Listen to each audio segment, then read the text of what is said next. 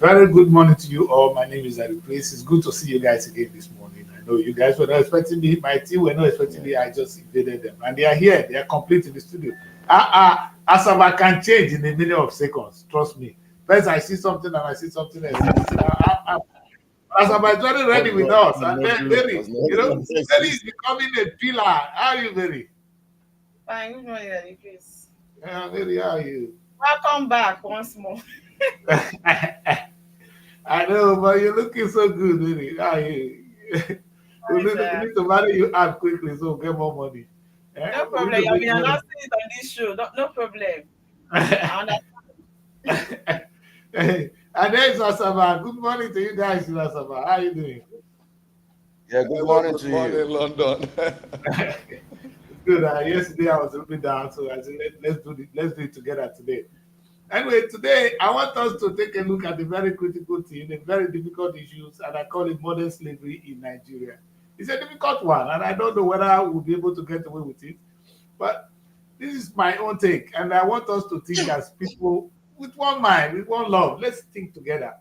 Sometimes everything I do, when I always talk about any topic, I look at it from the economy. So when I approach the issue of slavery, I look at the economy. Because the only reason what you ask yourself, why did the white people came to carry us as slaves? That is one big question I keep asking myself. Why did they come? Is it because they hated us? No. These guys were looking for business. When they came the first time, they wanted to trade with us. With the way actually they were trading with us. Then they found out they have a commodity that is better than what we're giving them. And they were human labor. So Nigerians should take note, or Africans need to know that the biggest strength we have is not really the natural resources, it's the human resources. But today, the human resources is a challenge in Nigeria. When I always say, oh, the young people, how can young people be a problem to a nation? Meaning you have more forces, but we don't. We have it as an issue. We can't feed ourselves in Nigeria. So that's something I want us to take a look at. Today it's going to be a little bit difficult. And when I talk about it, I know very many people will hate me today, but I need to say it. So what I take of it is that what is slavery? The only reason they took us as slaves, they were looking for people who will work for them and they won't pay or pay well. So they took us as slaves. We were practicing element of it before. When they were looking for cheap labor. So that's why they took us away. And the story is still what we have today. I don't think people in America, our brothers, even in Europe and in the Caribbean, will be very happy to treat this issue mildly. It's a difficult issue. And just to inform you, there's an ongoing conference organized by my friend in London as we speak now. She's a Togolese. It's a revisitation of the conference that led to the liberation of the African continent. When them all of them they met with all the black people that liberated the African continent. They met in Manchester some years ago. This 125 years later, they are in London today discussing reparation. What a difficult topic. I don't want to go into that. But reparation is something we are discussing in London today. Reparation means that those people they took as slaves who want to be paid. You took our brothers as slaves, pay their forefathers are paid, they were slaves, they died in the course of building America, building Europe. Today we are asking, we want some money to be paid, and it's to the descendants of those who suffered. The West don't want to listen. We'll discuss that another day. But let's look at how it affects us today. Slavery. And who is a slave, really? Let's deal with that issue. So we've been able to examine that anybody that is working and is not well paid is a slave. Because in those days, they were still feeding us. Even when the white people took us, they were still feeding us. What they did not do well is that they did pay us well. We're going to bring that. We're going to quickly fast forward that to today, Nigeria. Do you know today in Nigeria, somebody is earning 50,000 naira? Is a teacher. The same human being working for the federal government of Nigeria. Yet a governor or a senator goes on with about 2 point something billion, 3 billion in a month. And have you seen the Nigerian police? 20 of them serving one man. And anytime they say anything, Oga talk, they run. Oga talk, they run. That's exactly what happened during the slave trade. What is controlling there is the money. Nobody is a fool. Nobody is a goat. When the Oga speak because of money, everybody run. Today we're going to do that. But maybe so bad, like maybe I want to say this to you today. Everybody read what we have online. Do you know that the first people that actually took us as slaves were the Arabs? No, we don't talk about it though. Those people that introduced Islam to us, those of us in the north, they were the first people to take us away as slaves. You know what they did to us? We don't have a lot of black people in the Arab world today. They were incarcerating us. That's why we don't have more, because they didn't allow us to give birth to children. So when they take a slave, they will incarcerate it. You are not allowed to make babies. But of course, the Quran even called the Quran. And in my little research, the Quran said, "Let those who find." Well, I'm not going to read that. Yeah. The Quran will say that anybody that works to be well paid, but slaves were not included in that slogan in those days. They took us as slaves. But let's just look at. But you know what is so dangerous about the Quran, about the Arab own was they enslaved us. They took us. They didn't allow us to make children. If us as we speak today, the way we have a lot of black people in America, we would have had a lot of black people in the Arab world. I repeat, the way we had a black people today in the US, that's how we would have had black people in the Arab world. But what they did to us in the Arab world, they made us not to be able to have children. Now, let us go back. Let us compare this to the American or the Europeans. Europeans were not clever. They were more clever. They wanted to do business. You know what they did? They breeded us. Uncle, how do I use that? They bred us. You see, what they were doing, and this is the sad part, before we read the Bible and the Quran on this. In those days, if you have a slave and you have a woman slave, you go and bring a hefty man to come and sleep with her so they can make you children. The children belongs to the slave master. Have you heard that? The same way, maybe if you have a dog today, Asaba, if we have a dog, you bring a better dog to sleep to breed your dog so that it can produce dogs for you. That was exactly what the West were doing to us. As slaves. So the child you give birth to belongs to who? Then they claim ownership of the child now. Okay. I wanted to give you the biblical quote on that. You know, they claim ownership of the child. As are most of the black Americans, they don't even know where they hail from. They cannot, and it's not their fault. And they didn't even have that sense of fatherhood because they were not fathers. A black man didn't understand who a father, what it means to be a father, because they were never fathers. They were only meant to breed, to just go and sleep with the woman, to give birth to the slave master. So that's why the name of the slave master is what they will answer. And they sell them. Maybe the way you can sell your dog, that was how they were selling us. And it's sad. But the reason I'm saying this is, the funny thing is, the Bible justified it. I don't want to read that portion of the Bible today. It's too sad. The Bible was telling you that the child you give birth to belong to your master. It's all of you that go to church. I don't want to quote that this morning because people will hate me. Because there's a guy that came out and said that Jesus Christ did not visit poor people. I didn't want to play his video. It's just another fool. Anyway, why I am worried there, I want to, I'm giving this historical background so that we can talk about today Nigeria. The most common denominator in all is that the white people were looking for cheap labor and were enslaved then as cheap labor. They forced us away then. It was a forced. They forced us away. But today, my people, these people going to Europe today were not forced to. We are begging now to be slaves. Kai, quote me. Today, we are the one begging to be slaves.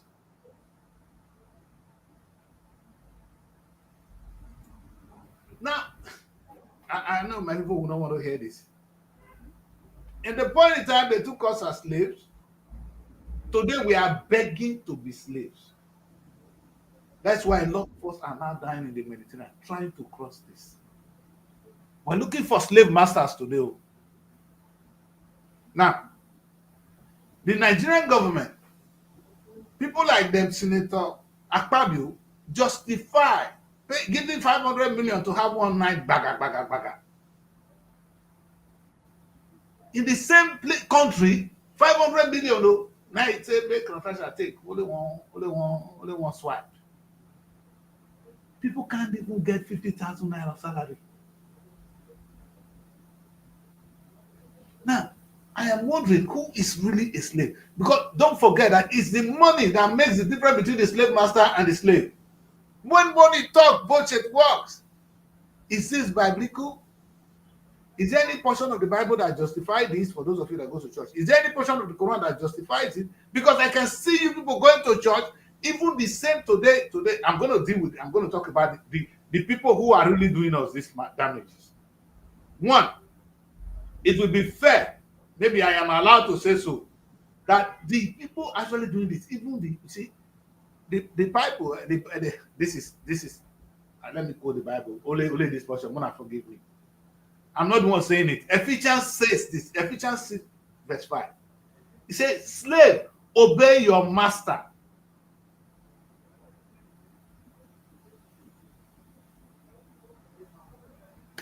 But Ephesians 6 is the one saying, do not exploit the poor. I don't know where the two. Because when you go to church and they say you must pay your tithes, that Jesus Christ did not visit the poor people, as our guy is going to show us later. I wonder who is really the asshole. Are we foolish? By the way, now let's look at the political class. He said they use poverty as a weapon of rebellion. Proverbs 29, verse 2. He said, when the righteous strive, the people rejoice. But when the wicked rule, the people grow. This is biblical. Now, what is so funny is when religious leaders now tell us they preach you maybe heavenly rewards, but they are not waiting for heaven to be reached. The pastor preaching you that your reward is in heaven, it's actually reached here.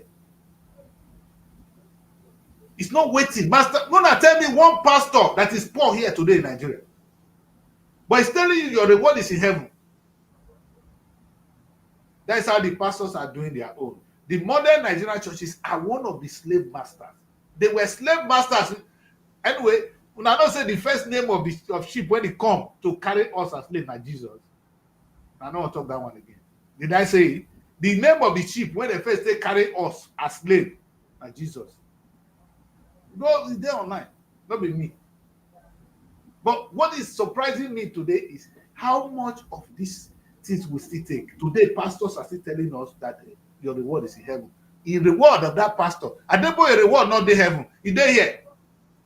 The reward not the heaven. Is there here? Pastor Chris, they fry hair. Yeah, not be for heaven, they for fry the hair. Now only the poor people now they say, if you be Muslim, if you die, you will get 21 virgin. And like I said, people get 21 virgin every day. Very good no verse. What are we as a people? Now, I want to summarize this so that I can close this one. Maybe some people earn 30,000 naira. But that's the CEO or the owner or the people who are in the big boys, they are earning 500 million per year. Mona explain to me whether the slave trade of those days is still not today. And when we talk of modern slavery in Nigeria, we're not looking far. If you don't pay the people well, like what Nigerian government is doing, paying a policeman 100,000 naira, whereas a senator goes on with 2.something billion, that is slave trade. Okay, it's not slave trade, it's slavery. There's a difference between slave trade and slavery, but that's the slavery. Now, who did this to us? Who is justifying this to us? From my presentation right now, I know I'm confused because I'm confused. It's everywhere. These religious masters are taking us as still slaves. They took us as slaves then with the Bible and the Quran.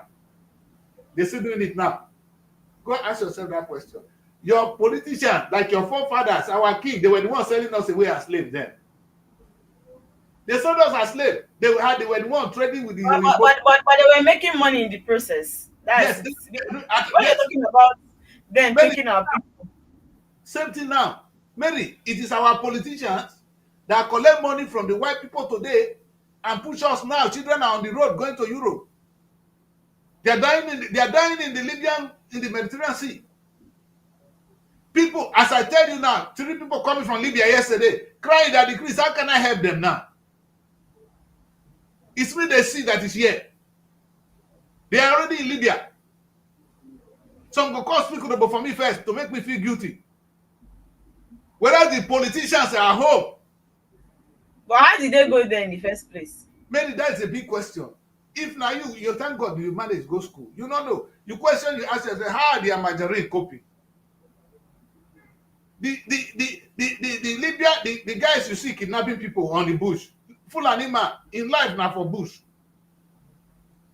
They are the ones, the same Fulani people we are talking about, the one you call for all manner kind of jobs in the country. Facts or not. If you want to look for a security man, when go stay there, they lawyer, now Usama. Who put them in that class? I ask again, Tinubu's son go kidnap people? No. Akpabio's son go kidnap people? They have enough. God. Okay. At the end of the day, what I'm trying to say is the money. But the problem is, when we're looking for the trouble, our trouble is one, the religious leaders still treating us. They did us as slaves then, like the church and the mosque and the Islam did to us then. They're still doing it now. Islam will tell you, say, when you die, you get 21 virgin. Tinubu, they get 21 virgin every day. Money not be virgin. If you get plenty money, you get plenty virgins. Mona no vex. Maybe they the house. No, that's one. Number two, they tell you you're going to die. When you die, you go to heaven. You're going to enjoy it. But your pastor is not waiting for heaven. It's big here. Yeah. He's have money. He has money. You are poor. Akpa. You say now your forefathers, now the king sell us in those days. Our politicians are still selling us today. Look at the gap in the salary. What justification is that? You give the man, policeman, who wears the uniform of the Federal Republic of Nigeria, his salary is 100,000. What makes you better than the policeman? What service is the people in the Senate doing that is better than the Nigerian police? What justifies this gap in payment? So those are the questions I want to ask. So my question is, who is a slave? And I'm going to leave this issue. It's a difficult one. But before I say that, let me say one thing. When I made a presentation just now, that Nigerian women, that in those days, we breed our children and we don't care. They call you just impregnate the woman and you let go. And it look as if it's something that happened in those days, Mary. But funny enough, let me give you 17,000 children are abandoned yearly in Nigeria. This is UNICEF report. 17,000 children. As a result of poverty, forcing parents to give the child up. Just like they were taking us in those days, they would take you go and impregnate the woman and you let go of your blood. It's the same way now today. They're using poverty to make us have children and you give the children out. 17,000. We're not talking of yesterday Nigeria. Today, we're talking about the modern slavery in Nigeria. Tell me one area that was slavery oriented in those days, if you can trace it economically, that I cannot relate to today. Now, the reason I present this topic is Labour came from almost a year ago. We were beating the guy. Obasanjo told us the weapon to use. One of the things, you disorganize the organized labor. You disorganize the organized labor. I said, have you heard of this guy again? Maybe that your boyfriend. What's his name? Jajero. It's not our friend. I don't know how I even called his name. Thank you. I just want to provide you. Yeah, I know. So the guy, the guy is funny enough, that we don't hear about him. What were they asking for? Minimum wage of 300,000. Funny enough, I think they were in the news yesterday. That's a NFC people. Yes, that's a guide. Yesterday guiding newspaper. Labour laments high cost of living. raises for wage renegotiation. That was the big story on the Guardian. And can you imagine the amount of Efforts money to renegotiate the minimum wage. That what is being paid now is not tenable in light of the prevailing economic circumstances. Thank you, That was the sir. lead story in Guardian of yesterday. And that is the core of, maybe that would have even justified my presentation today. The question is, how could you, what is the justification in paying somebody that amount of money in today Nigeria? I want to blame the lack of productivity, that the labor force are not making money. That's something, that's the duty of the government. If you employ somebody, you're not making money, it's your fault. You should make them make money. But now, the question that I ask myself is, why would a government, a responsible government, Tinubu said, I'm using Tinubu's word, a responsible government, argue the payment of 300,000 to workers? And 300,000, if I bring it to the UK context, you guys will be angry. It's about 120 pounds. I don't see in this country, if I employ somebody with less than 1,200 pounds, I'll go to prison. Why did the government do that? Because they want to avoid slave trade. That slavery, they want to eliminate it from their society. And What they've if the done person so. is not making enough money? They, Well, at they, least tell, the place they tell you not to do the business, close it. If you cannot pay the person, do not employ him. The government will pay the person money to eat. The government will do everything to support your business to succeed. If you cannot succeed, then do not employ somebody. You are not allowed to enslave one another. See, the problem is this, Mary. It looks like harsh, but the rich people in Nigeria are making more money every day because they're investing more. Huh? They're investing more. That's just the truth. And big people only want to link up with big people, right? So why the poor remain poor? You saw the rich are making more money because they are paying the poor less. You saw the trendy Obi Cubana's birthday party. For a rich man, you see the kind of money that they were giving. I saw the you saw it. So it's like all those rich businessmen still want to mingle with the rich businessmen. So the money keeps recycling between them. He's already rich, you understand, and he's got rich friends. Look at the kind of money that they gave him, that they different kind of gifts that are worth millions of naira, multi-millions of naira. So that's just it. So where will a poor man find himself in that kind of place? It's even difficult for a poor man to visit that kind of birthday. It's happening in Abuja, right? So most of our artists, most of our celebrities. That drama was in Abuja. Yes, and so most of our celebrities that are not even based in Abuja, you could see private jets, different private jets coming down here that convey them just for them to be here. So it's just the rich getting richer. The one that even they were carrying money, showing the money about 100 million or so, and they were just standing in front. So I was just looking at God. This kind of money is here in this country, Nigeria. So it's just that the rich are getting richer because the rich want to network with the rich. The truth is, I think what we see there is what I presented here. Is corporate oligarchy. You pay the people poor money, and the CEO anywhere have 500 million. Go and ask how much Obi Kubana is paying people. All those people you see there, go and ask how much they pay the salaries. No, Vest. Do you know how much they pay security men at the biggest university, the highest, the best university, the one owned by this man, the church, Baba himself, Covenant? They were not even up to 60, 70,000 naira. Make them quote me. I said so. So what? Now I don't blame these people. I don't blame the people doing it. It's not their fault. Everybody will do it. But if the government has imposed it that the minimum wage in Nigeria is 1 million, if you cannot pay, no problem. But you will not end up setting up your stupid university. Oyedepo does not have to set up a university and pay people less. He's a man of God. Have you gone to a church how much they pay? Even if the corporate people are doing evil, must the church do the same? I rest my case. So I don't talk for 25 minutes. Man, shut up my mouth. Make I hear from Asaba and Mary. Now, my take is this. Are we still in slave trade in Nigeria, or we have passed it? If slave trade has not still, if we still not here, or we are still there, who is Thank you enslaving very us much. today? Thank you so very much, sir. Thank you, my brother. You've given us very rich, very, very robust background. Well, we all do know the origin of slave trade. It was a colonial thing. In fact, it did come even before colonialism. Come before colonialism. And then it had a foundation. It had an economic foundation. Why? Because Europe was just expanding in their economy, and they needed the labor. They needed labor, and the machine and industrialization was at that point that it was labor intensive.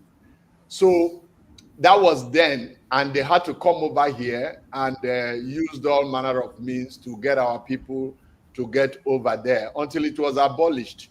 But truth be told, even now, we find out that, sad enough, the Europeans do not need to come here to lure us to come over there to do slave labor for them, if you permit me say that, because the situation here is such that our people are running out and getting over there.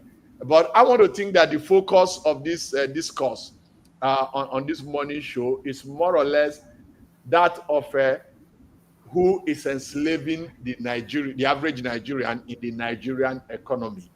Today, the slave master is the Nigerian himself, and the victims are Nigerians. And of course, the operational area is here, right here in Nigeria. And why is that so? Okay. Of all the factors of production, capital is very, very critical. And we find out that the capital, the revolving capital in Nigeria is in the hands of an average of less than 10% of the population. So when you have 10% of the population in control of over 90% of the available capital, then there is the tendency to dictate the issue of the wage. Whether it is there is a law that talks about I think we reflected on it, was it yesterday or so, when Sir Fred, who was here, was talking about the difficulty or the transigence in some of the governors, even paying, we are talking about the public sector now, even paying the 30,000 naira minimum wage. You have about 31 days in a week and about 25 or so working days, and you expect people to come from their home to their offices, and the transportation alone takes away that amount, not to talk of. So in fact, you are expecting them to go and source for money wherever in order to come to work, so that is slavish in nature, is slavish in concept, is slavish in the way it's playing out. But there came a national law that, one, outlawing casualization, there should be no casual labor. Then again, if you must employ, no worker under your employment should receive anything less than 30,000. That hasn't been implemented in a number of places. We are talking about government sector this time. Then of course, the law came about 70% public sector, 70,000 as minimum wage. That again is yet to be implemented. And so we had the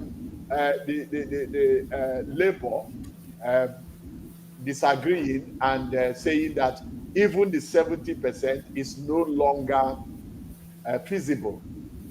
Within the week, in about 1 week or so, we've had 20 governors who are yet to implement 70% minimum wage.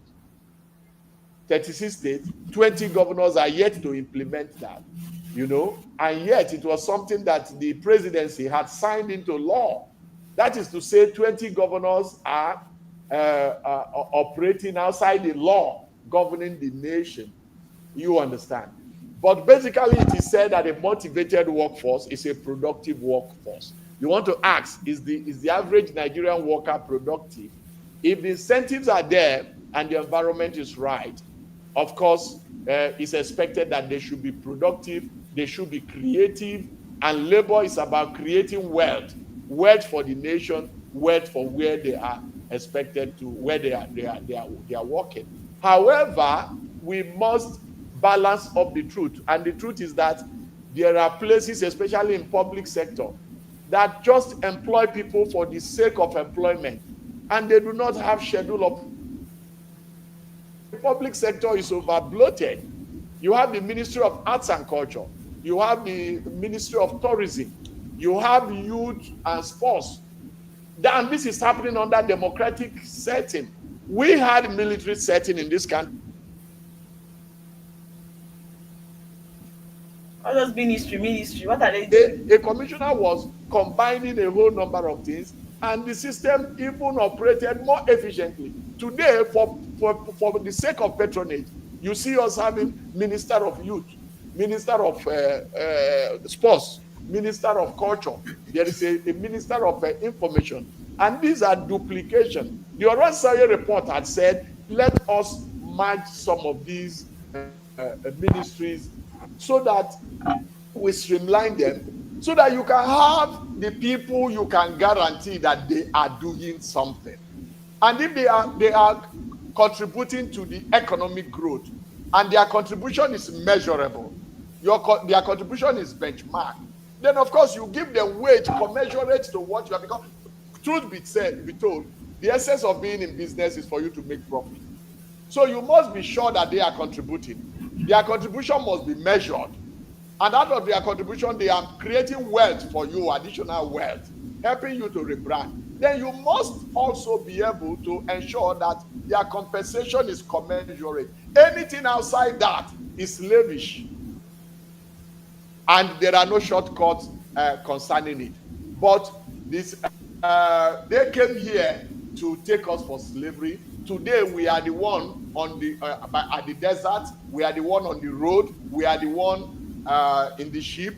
We are the one, by whatever means, going out there, surrendering ourselves to their slavery. Outside international slavery, yes, outside the international slavery, we have a domestic slavery here, and that is playing out in a sense where the rich getting richer and the poor are so impoverished that they do not have enough even to take care of their basic needs. And that creates a society of disequilibrium. That creates a society of inequity. And that creates a society that there is a widening gap, a yawning hollow between the rich and the haves and the have-not. And that on its own is a disaster waiting to happen. It's a recipe for disaster. Now everywhere is war. It's war. It's a disaster, because the security guard that you are paying 30,000, and in the past 2-3 months you have not paid him. He has the information about when you leave, when you come back, where you are going, and a whole number of things. And so if in the past 2-3 months you have not paid him, and he makes that information available to some people who decide to take care of him, then of course you know that you are most insecure. And you were the one basically who gave yourself out, you know. And you have a driver you have not paid, and your life is in his hand. You are chauffeur driven, you are at the back making contacts and discussing the millions, and he is there driving you here and there. He has the whole information about you. So when he exposes you to the outside world, then of course it is your greed that has exposed you. And so we need to see how to strike a balance. You are in business to make profit, but that profit should be plowed back also into, there is a state in this country, incidentally I school there, but I look forward to going back there, even though it's for a week or two. That is Cross River State. Every November, they pay them December salary and pay them 13th month. They like group, just to motivate their tourism. to They boost love their their group. tourism. And ask Yeah. all of them, you have worked from January to this November. December, we are not expecting to see you in the office. You go and be part of the Calabar Carnival. And you see that people across the world are beginning to incident it in their calendar. That I am going to Nigeria, Calabar, for Calabar Carnival. And you see the entire place looking well. Are you telling me the economy is not growing? But you have some other states where it's unthinkable. Their state ESCO can never think of it, you know. And yet, what is going to the political class, like my brother will want to say, is something that is mind-boggling when you hear it. Then we have a society of inequity, disequilibrium, and that is already setting the stage for the kind of disaster that we are having, including the level of insecurity that we are experiencing in this part of the country. It's a reflection of the nature of economy we are running. I don't know whether this is capitalism, but the kind of capitalism that doesn't have a human face is also a dangerous one. Yeah, because the gap between the have and the have not is something that something needs to bridge it. Otherwise, it's a disaster. It is. Quite an interesting one, no doubt. I mean, listening to both of you speak from your different zones, I felt very emotional and pained.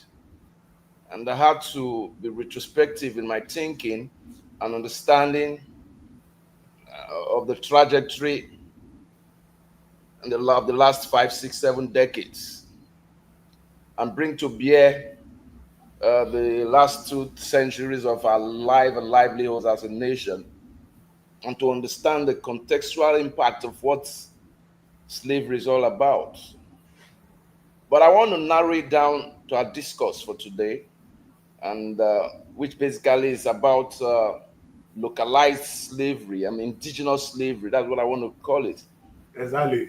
And we've only looked at it more from, when we talk about slavery, we want to look at it like slavery on the part of human slavery. But there is economic slavery, we have political slavery, we have industrial. I'm going to expatiate on all these. We have industrial slavery, and we have social slavery.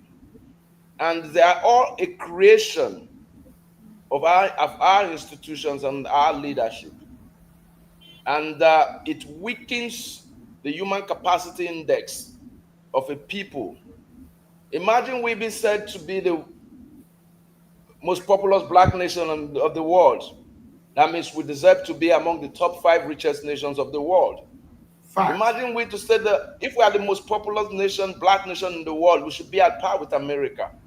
Yeah. Black people are known to be indigenous people who have They took content us. and capacity for recreation. Yes. But unfortunately, we have used our own God-gifted natural resources And human resources. We're talking today human resources. We're not really talking about natural. We're talking of human resources. We make slave house. And it's an unfortunate situation. Now, slavery as it is, I want to pick them one after the other. Let's look at political slavery, for example. We talked about opening salvo, even prior to when, before my brother, we were trained insights on what slavery was about, took us through historical perspectives and all that.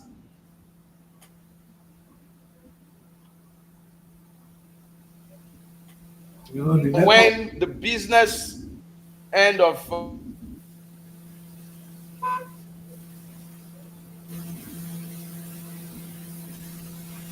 Portuguese, when they came to Benin, and of course the British and all that, that was when political slavery started. But then transformed to political slavery with authority. That's what we're facing right now. And when you look at the gulf between the led and the leaders, there's a big economic gulf that gives you the impression that, yes, and that gives you the impression and reality that you're truly a slave to your leaders. Yes. And unfortunately, we are refusing to acknowledge that fact as followers, because it is the same people. I feel sick when I saw, or rather, I felt sick when I saw what happened in Agbo on Saturday. APC, we had Agbo Town. They were claimed to be receiving the Campis from PDP. PDP was in Owalero claiming to be receiving the Campis from APC.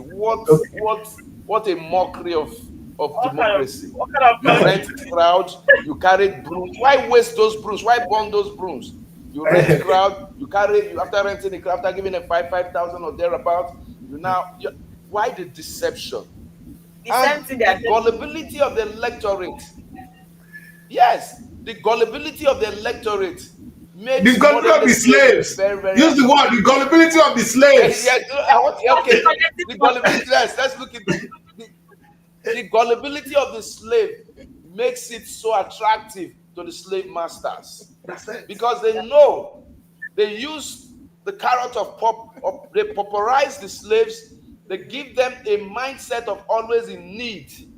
If you see where these people blow trumpets, I weep when I look at people that lack a knowledge of political ideology or followership ideology.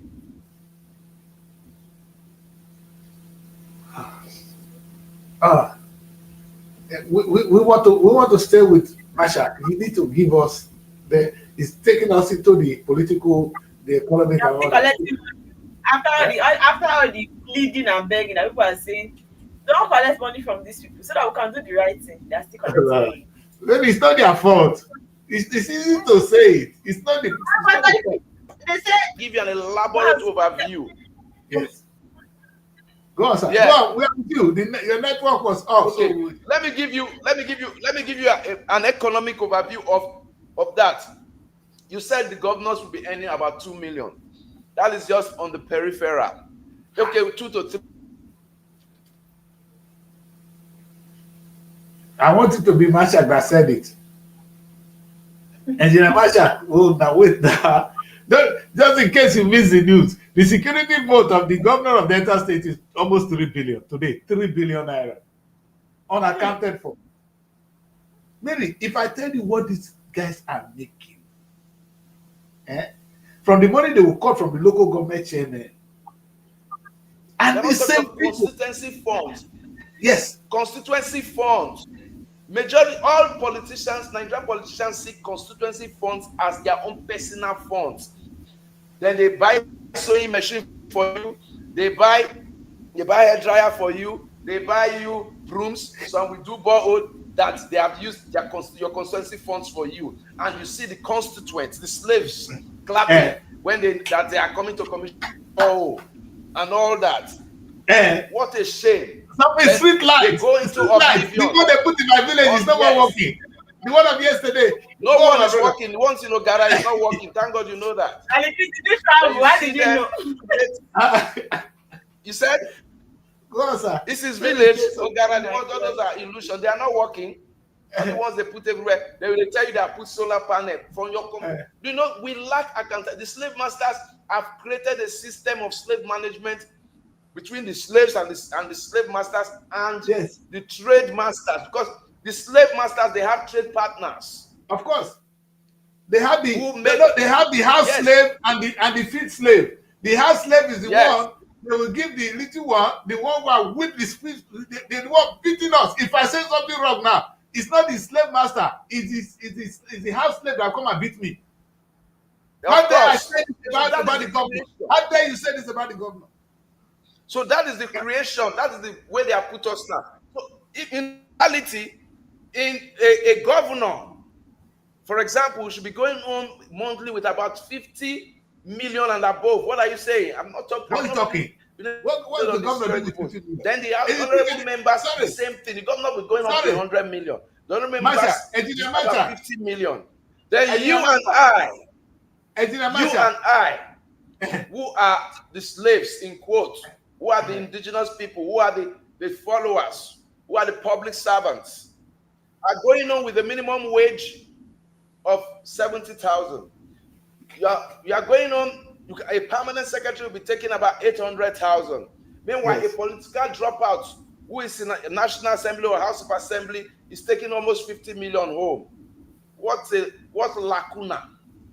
That aside, you see a situation where people that are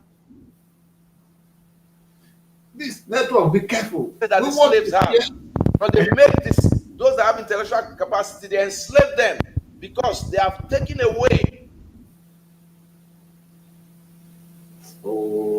longing. Now we're looking at slavery, modern day slavery in Nigeria. Now, look at it. The slavery is a creation of the capitalist oligarchs who have decided and known that Nigerians are very gullible and can be so. We are the most enduring group of people in the planet. We only know how to talk, but no action. We have not talked about employee slavery. I watched a video this morning before coming on, and I saw soldiers bitterly that Nigerians should go and hold their commanders accountable, their leaders accountable. That most times when they want to go and attack these people that are causing havoc, the kidnappers, the bandits, that they are restrained by executive orders, by command orders. And you can this is what I watched this morning, and I wept for this country. I will come back to this slavery. Now let's look more at economic slavery. Nigeria became independent in 1960. And as an independent nation during the oil boom, I expected that with the mindset and ideology of our founding fathers, we should have started a building process, a nation building process where our institutions, like the power sector, because there's no industrialized nation that would grow without the power station, the power at its best.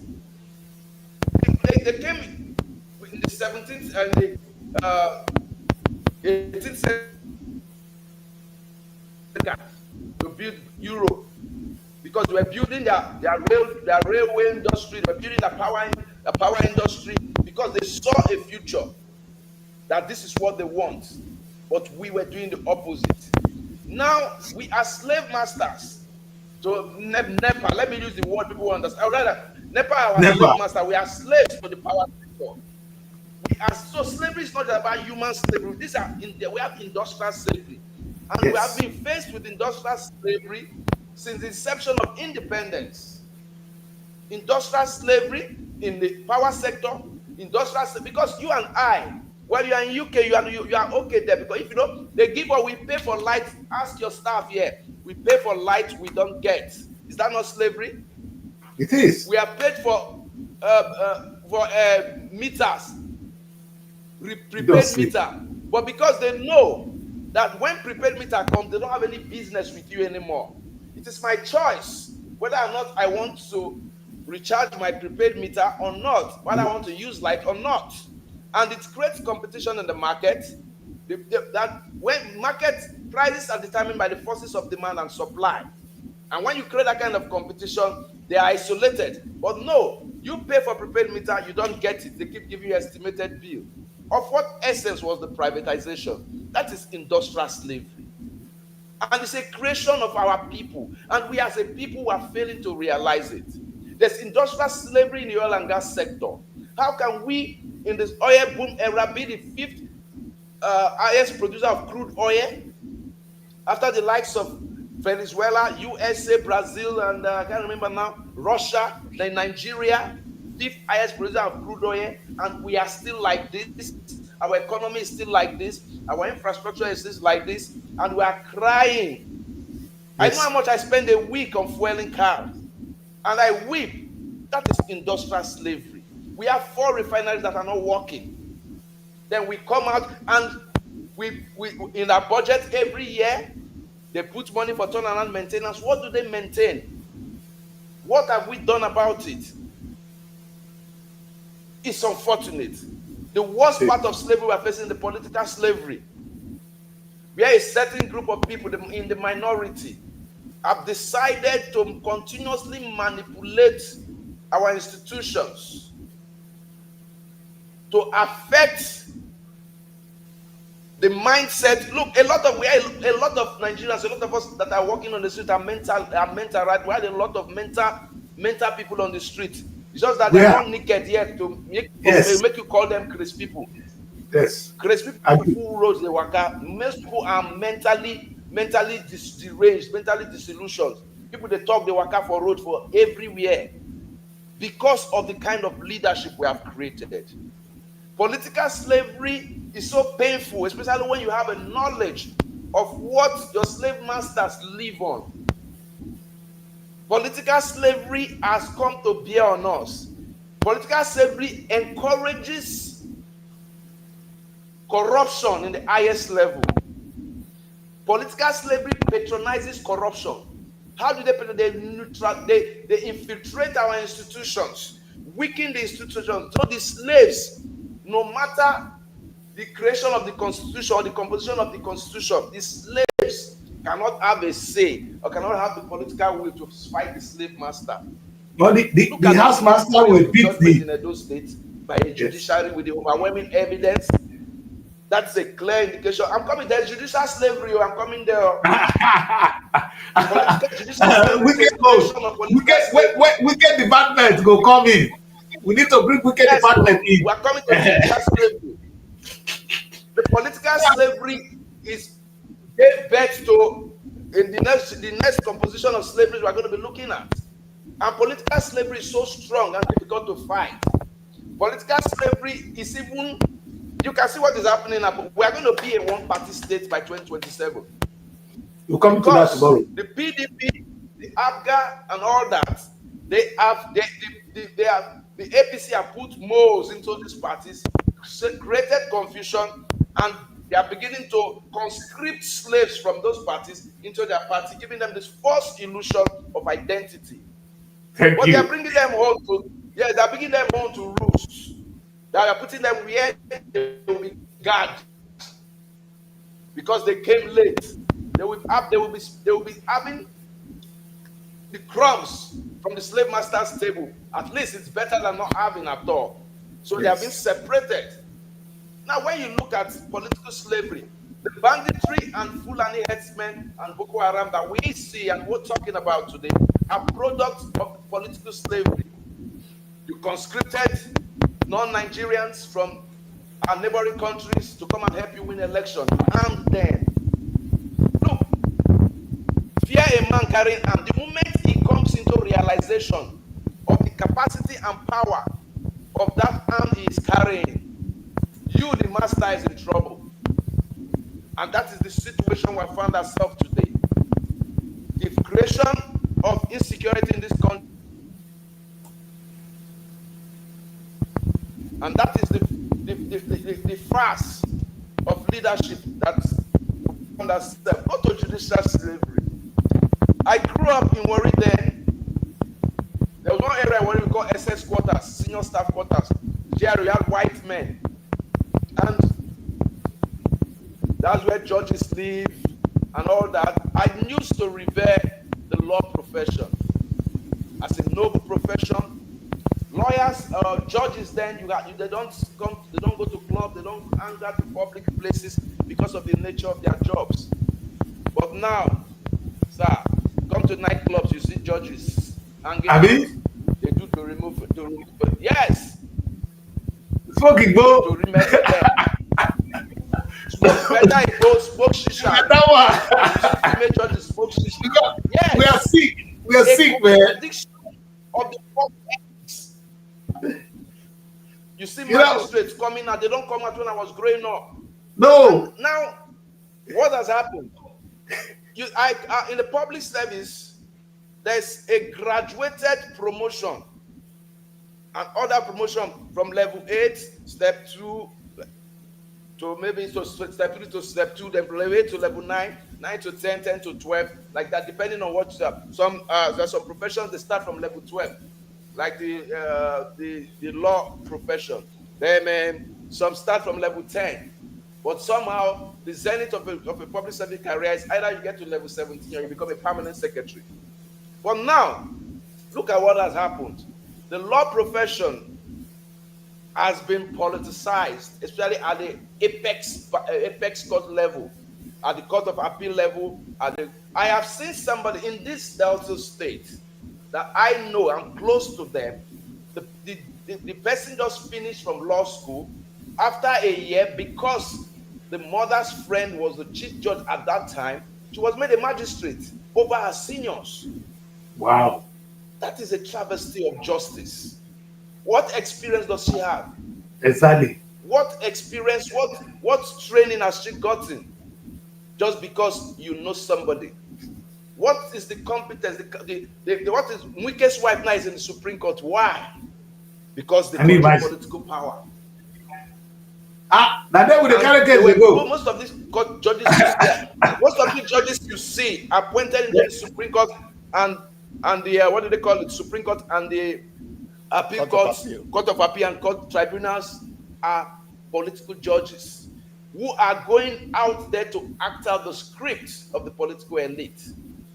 And that is why it is difficult for you to see political judgments in the country that is a true reflection of the overwhelming evidences available. Look at the Edo State governor. I mean, it was a travesty of a model appalling. And so many other judgments that we have seen. It is so painful because we preach every day, we talk every day of a need to heal a nation. But then, instead of going to the hospital, we chose to go to Babalawo or to go to Babalawo better. Babalawo they heal. Evaluation to take the go and roll dice. Babalawo said they heal. And Babalawo won't go quick without we want magic. We want magic from pastors. We want magic from pastors. So it's you just remind me that we have spiritual slavery. Thank you. That's I was saying. How come nobody want to talk about spiritual slavery? Yes, I'm going to tell you. We have spiritual slavery. I've been a victim of spiritual. Now my blood remain when they want to make a taste of seed. And my blood. I'm not going to mention the church. I won't mention. But as I'm talking, if you have an insight, you will know. But it's mostly Pentecostal churches. Most of them are the same. Now, you ask somebody. Every year we'll celebrate you as a pastor. We'll buy you the latest vehicle for that year. The tear rubber. That vehicle has not expired. We'll go to 2025. They will want you to buy 2025 model again. We're celebrating our man of God. That means if Jesus Christ was on this earth, what will we celebrate Jesus Christ with? I don't know. Now you are not asking those people. You are asking those some people that are impoverished, that sow your seed, even if it's your house rent, sow it. If it's your school fees, sow it. And we will sow it. And they do you know they do dollar service? And when I discovered that this particular church, the pastor children were schooling in Canada, we do dollar service. You don't put naira, put dollar. Two people can join a minimum of $50. So 2 people can join their resources and put dollar, buy the dollar and come and put dollar. And every August, they were schooling in every August, they would travel to Canada. The pastor travel because they have conferences all over the world. Then with one of our senior pastors, they travel to Canada, the children in Canada. The dollar saved this, so now they go pay school fees. Meanwhile, I am struggling with my children here. Exactly. School fees. Exactly. They will tell you can borrow from cooperative and so is. But look, let me tell you something. The slavery in the spiritual slavery is worse. I'll tell you. Slavery. That slavery is as bad as political slavery. I've been a victim, and my blood remains my eyes strong. Mishak, so brother Mishak. And I noticed that in spiritual slavery as relevant as when they see that you have money. The moment your money is finished, you have become going to do all the slave work. Exactly. But the moment you still have money, they see vision for only you. Exactly. That is the depth of spiritual slavery. But as a wise man, as a worry boy, I quick wise. I refuse. Exactly. Now my blood remains in one sock, and I refuse. I say I am not going to this church again. Instead, make I go dance it. So that is the pain. Slavery is not. Let me take a break on this. Thank you. You know what I want us to do moving forward in this topic? We want to just identify the slave masters, the house slaves, because in those days, there were some slaves during the slave trade. There were some house slaves. Those are the ones that stayed in the house with the house master. It is those house slaves that they will go out to whip those ones in the field. So the house slaves were well kept. They were taken care of more than the ones on the field. So let us look at Nigeria that way. Today, the governors and the senators and their pastors and those big corporations, they are the slave masters. Then they have house slaves, like the police, the customs, even the judges now. The judges are house slaves because they are not even getting this is what they give to them that they are taking. Judges are house slaves, but they don't know. So, but the rest of us are the slaves. And when you remember what I said today, you will remember. I'm happy when Engineer Mashak is doing the engineer is using the right word now. We actually have slaves. And when you go to the spiritual one, don't forget marital slavery. There's marital slavery. I mean, that one is dangerous. So I don't. There's marital. Okay. There is marital slavery. A lot of people are dying from marital slavery. You are not. That is one bit because the biggest the political slavery that they are all products of marital slavery. A lot of people are in slavery in their marriages, so both male and female. We leave that one to be personal one. Because you ain't gonna pick that woman, or you gonna pick that guy, Anyway, so we see where we are. It's a serious issue. It's a very serious issue. And what I want to do is let's quickly go on the break and we will come back. We're going to ask some difficult questions because this is serious.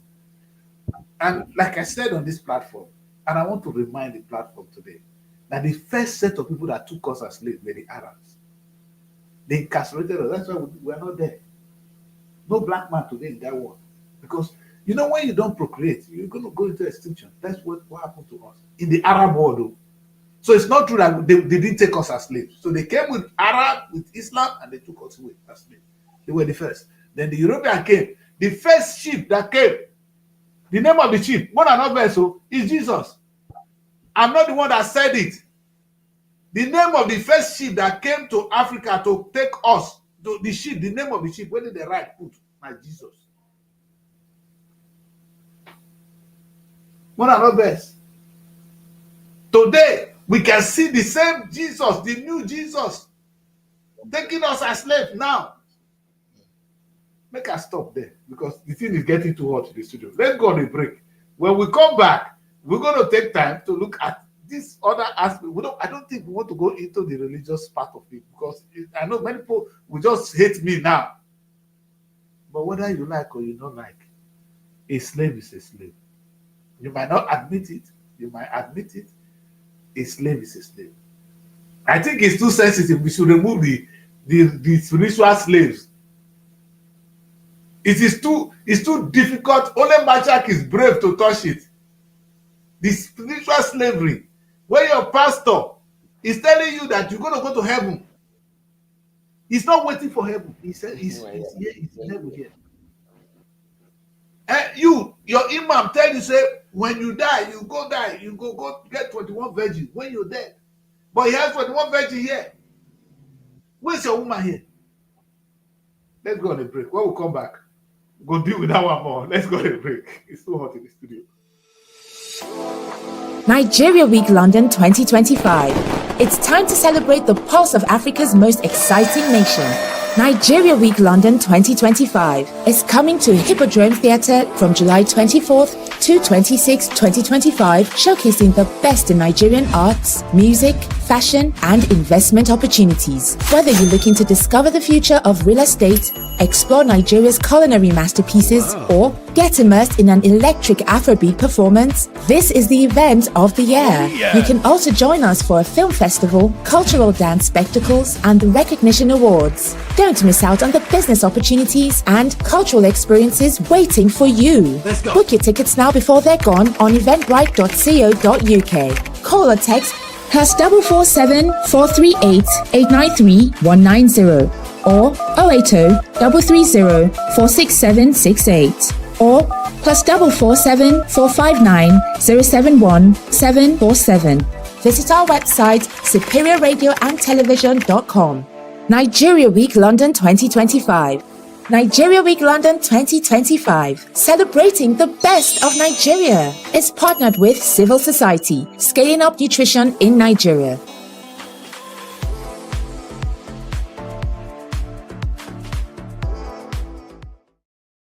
And welcome back, people. Welcome back. It's a difficult topic today. We'll be trying to look at who is a slave, who are the house slaves, and who are the real slaves. Who is a slave master. It is important that we address this difficult issue. Now, this is how we look at it, because we're poor people, maybe the rich people have justification for what they do. Like they said, in fact, they were saying that it is right for your child to be given to your slave master. It's the Bible. It's not me. Bible. And that is what we are up against today. Well, what I would say is this: we are almost, we're not going to spend too much time on this show because it's getting scary. Let me see whether I say Baka. Hey, Baka, it's yes, all good. My brother, let's talk heart to heart, because this is a very serious matter. You understand? They're telling us the issue at hand is we are enslaving ourselves. The white man has come and they've done their own. And the truth is, it was our kings that connived with them. There's no way. I keep saying that no foreigner can come to your land and invade you unless your people participate. So when the white people came to take us as slaves, it was in partnership with our kings. Someone, they give them gin, they will drink and they will take us. That's even the money they were paying. Okay. Today, our politicians are not the one doing it. Have you seen Nigerian politicians abroad? They take our money, they take it abroad, and we borrow the same money and we pay interest on our own money. Look at how much oil we've gotten in Nigeria. Where's the money? Yes, Nigeria is not making enough money from my other argument, but the little ones we have, a governor, I don't know how much they get. What do they do with the security votes? I'm only talking area. We don't want to talk about presidency. That one is like God on earth. And you see, sometimes I wonder what we're really doing to ourselves. Are we sincere? Do we want to deal with this issue? I know Engineer Mashak is the only brave one to touch on the spiritual aspect of it. Chief Mbaka, how can a pastor justify him having the best car and the rest of the congregation have nothing, no food? You see, tell them to pay their tithe. And we take it, we accept it, we are happy with it. What is wrong with us? And the thing is getting on and on and on and on and on. Baka, let's see this man. This is what this guy had to tell us. Let's see. We may baffle you. Jesus never visited any poor person in the house. Read your Bible. That means he hates poverty. Check. He visited Lazarus. They were not poor, they were giving him food. He visited a sinner called Zacchaeus, who was rich. Tell me one poor man Jesus entered his house. He hates poverty, that's the meaning. He hates people who are poor. He wants to bring you, he died for you not to be poor. So how can you now come into a church, have that kind of mentality? You can come poor, but you're not permitted to remain poor. Nothing wrong you coming to Christ as a poor man, but it's wrong for you to remain what? It is wrong.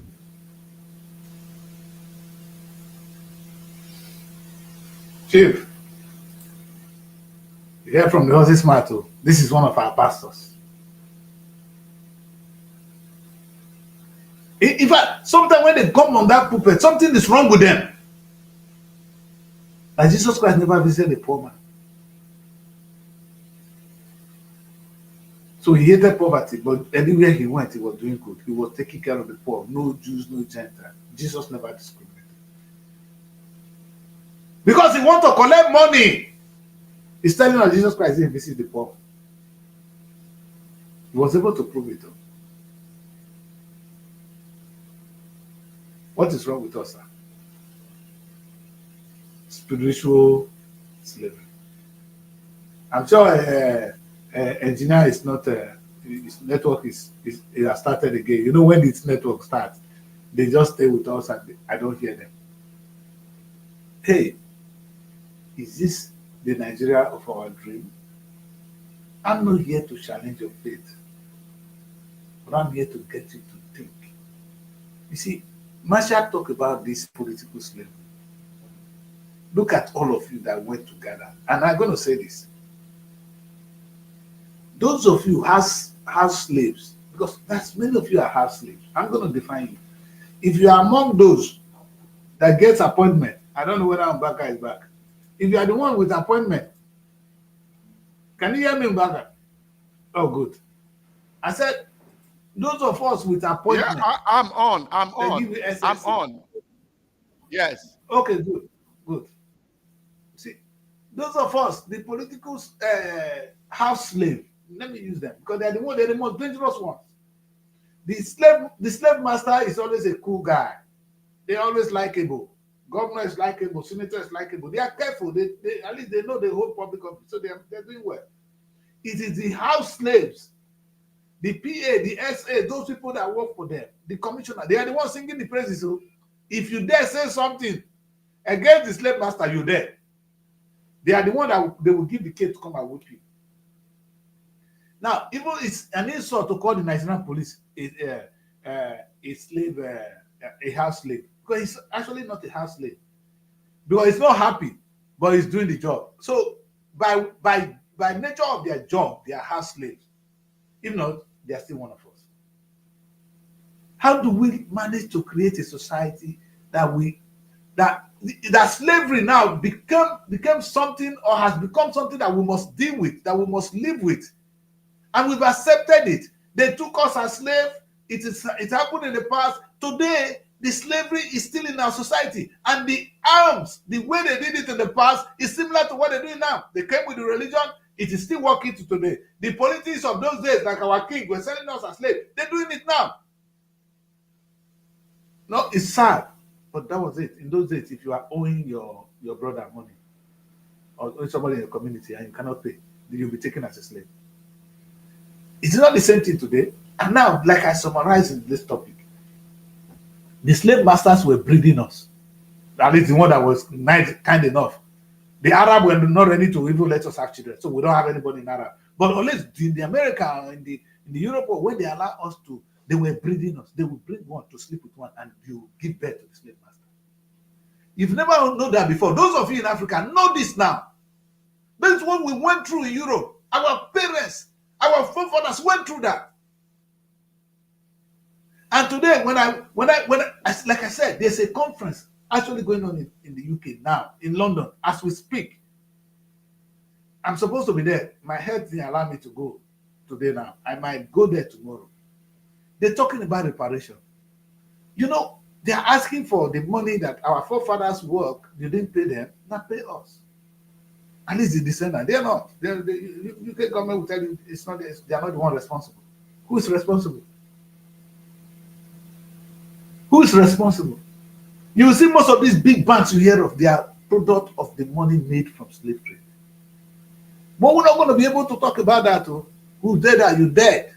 I'll probably not be alive after this. But you know what? That's what the white people did. They bring us, you bring the man to sleep. Is it not the same thing now that we can give birth to children? We can, of course, because a mother cannot take care of his child, we give the child out. What's the difference? So exactly what happened in the past is repeating itself today in Nigeria. In those days, they came to force us through the sea. And you know how many of us died in the sea? When you go to Badagry, when I was there, you can see the cry. In fact, that land can never be healed. They need to pray for Badagry.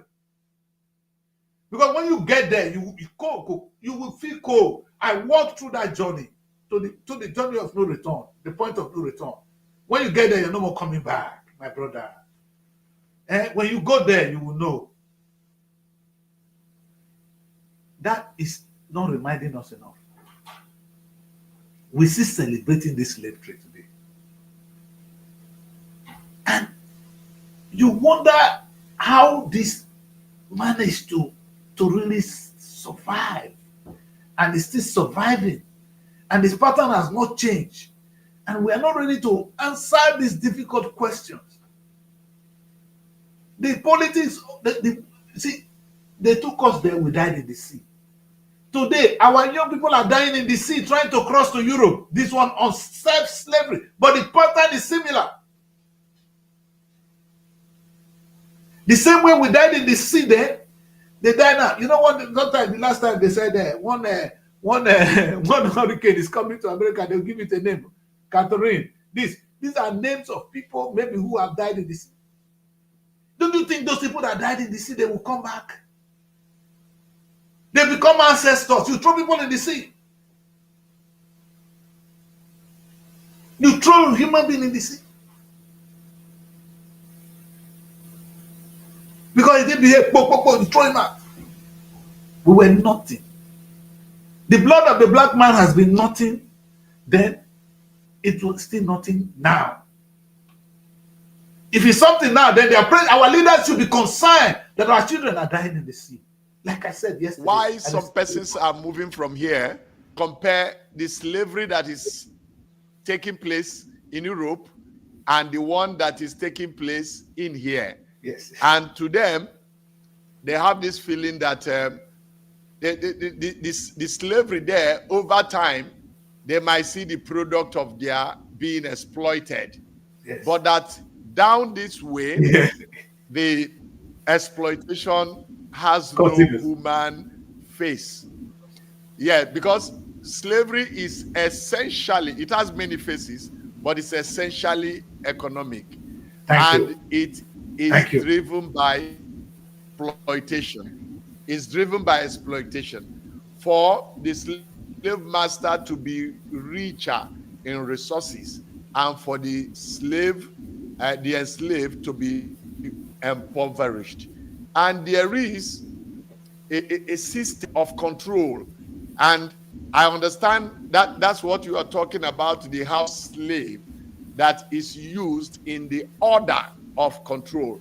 And that reminds me of Oyono's book called Houseboy, where one of the characters there, talking about how France enslaved some of the West African countries. Then one of the characters there was talking about that, look, the dog of the king is the king of the dogs. That is to say, yes, I could be a dog, but because I have unhindered access to the king, then that makes me the king of the dogs. That is the order of chain, the order of control. Yes, the 15 police officers that are running after a senator have this feeling that at the end of the day, there could be some crumbs that will fall out of the senator's tables. And themselves with those who are distanced from the senator. And they begin to think that, oh, they are closer to the control of power. And don't forget that in Nigeria, basically, a number of the citizens are being fed on a diet of hope, you know, and dangerously, and very, very sadly too, many die in expectation. You have this feeling that, oh, tomorrow will be better than today. And that if at some point, if you cannot make it, maybe the society can be better than for your children. And you find out that whereas in this traditional slavery we refer to in history, we find a situation where the slaves at some point came together to revolt. Yes, and they revolted. Yes. And they agitated for their freedom. And the freedom did come. Today we are asking for how long will the slavery last, the economic slavery, so that how can the people come together and also agitate for better remuneration? Because at the end of the day, the resources of the land is supposed to translate into better living for the people. But because of the system of enslavement, we find out that that is not happening and may never get to happen. And so you find out that it would have been okay if those that are enslaved, because they are in a greater proportion, if they are to come together and say, and we are told that the only thing they are to lose if they come together is their chain. But the pattern of slavery is such that the mindset of the enslaved is that, you know, he cherishes the chain, and he begins to see it as some form of ornament, you know, because he has to get used to. Yes. He has a mindset of that. It's a golden chain, you know, and the system is such that having been accustomed to that slavery, you find out that even when you open the gate for him to be free, he cannot leave that place where he has been enclosed, because he has gotten used his mindset. So if we are able to get out of this, then it might start from a position of reprogramming your mindset. The miseducation of the Negro. Reprogramming your mindset to the fact that exactly. The miseducation of the Negro. Reprogram your mindset, because we have been miseducated. And so that you can. It's the miseducation. We have been miseducated. Yes. The miseducation, the education of the African. That is the problem, my brother. Miseducation. So our education in all aspects, as we speak now, you know, let me put it this way. You use the word, the right word is economic. Okay, do you know why we are here in UK? Why you think it's better here? Let me tell you the fact. A black man come to the UK, he's going to do cleaning job. The women are doing care work. 90% of us, not all of us anyway. That's what we do. They clean old people yash. They clean. We do all kind of menial job, which we will not do in Nigeria. Well, we're doing it here for the money. That is one element of it. So coming here is not because we want to be. So, and you see, sometimes we deceive ourselves. You see that, hey, I'm in UK, I'm in this. What are you doing? What are you doing in the UK? All right, I'm going to query that, because in Nigeria you probably washed up. But we have miseducation. When I made a movie called Fantasy, it's how people jump from Nigeria to come down here thinking it's better here. Yes, when you compare, yes, life is better, but maybe for people here, not for you. I have issues because it's a news. Barack Obama was a black president. It was big news. Barack Obama could have been president in Nigeria. It's no news. You know, so why should I live in a place where it is a big news? I was married to a white woman. We were defending the relationship that actually having a marriage. And so those are the kind of things you find yourself enslaving yourself. A black man in Europe is a slave. He remains one. This is not your land. It will be an act of God for it to become yours. I watched our sister who just won the Tory leadership in the UK, and I was laughing. I said, if I can tell her, sister, this is not your own, and it will never be. And I don't know what is making you feel so that you have arrived. You know, Bob Marley was singing the song, Could You Be Loved? Deep. From where they try to fool you. But it's not even about the white man. It's about you that left what God gave to you, and you are now chasing the shadow. What we do here, we're chasing shadows, my brother. And the little things we have at home, our pastors using religion to wipe our brain. I think the politicians have not done the damage enough. Pastors are weeping. So the politicians will do you, keep you hunger. Pastor will take the little ones. That isn't the poor that is actually paying the title. It's not the rich. It's the poor people paying tithe in Nigeria. They're not doing the office. There's some. What are you going to tell a rich man to give you some money? Are you mad? He's not thinking of what you're thinking. You go to church, you're asking for 10,000 naira. This man is asking for 2 billion. Are you talking to the same God? Why don't you just ask this man? He will give you the money, stop disturbing God. Sometimes I say, will you people leave my God alone? Again, the miseducation of the black man. It's a big issue. How they managed to enslave us then. Look up, it's like children don't read history. It's like Nigerians are not even aware of history. We are only close to them Awolowo. That's all we know. Something made Awolowo. And even right now in Europe, we're telling our young people, hey, don't start your history, didn't start from slavery. Look at it, we were princes and princesses before the white people came. There was a system. That's even what we're teaching them.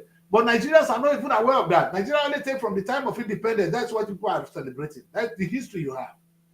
There's a history that made these people come back and fight for the independence. And before that is this slavery we're looking at today. And so many things have gone wrong. Until children is aware and they can differentiate and can make the decisions for themselves for tomorrow, we're going to remain where we are. They will continue with economic slavery. You guys may be angry with me. I'm not the one running to Europe now. For those of you there, I'm not the one running to Europe. It's you and your children. I'm already a slave here. I'm not running anymore. I'm here.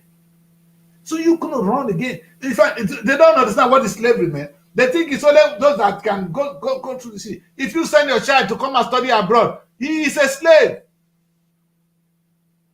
Your child coming to study abroad, what is he coming to do if you have a land to train yourself? You are sick, you cannot treat yourself, you run to somebody's land. You are a slave. The second layer of slavery.